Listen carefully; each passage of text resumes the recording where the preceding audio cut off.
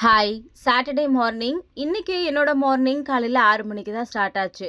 காலையில எந்திரிச்சு, குளிச்சுட்டு, காலையிலேயே வீட்ல விளக்கெல்லாம் ஏத்திட்டு, இன்னைக்கு என்னோட டேவ நான் ரொம்ப ஹேப்பியா ஸ்டார்ட் பண்ணியாச்சு.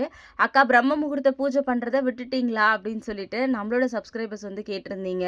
ஆக்சுவலா தங்கச்சிக்கு குழந்தை பிறந்திருந்ததுனால, ஹாஸ்பிட்டல் போக வேண்டிய வேலை இருந்ததுனால, என்னால பிரம்ம முகூர்த்த பூஜைய கன்டின்யூ பண்ண முடியல.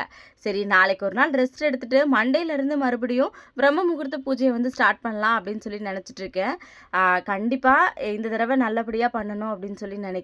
அதே மாதிரி ஒரு ஒரு தடவையும் பிரம்ம முகூர்த்த பூஜை பண்றீங்க. நீங்க நினைக்கிற விஷயம் நடக்குதாக்கா? அதையுமே ஷேர் பண்ணுங்க அப்படின்னுமே கேட்குறீங்க.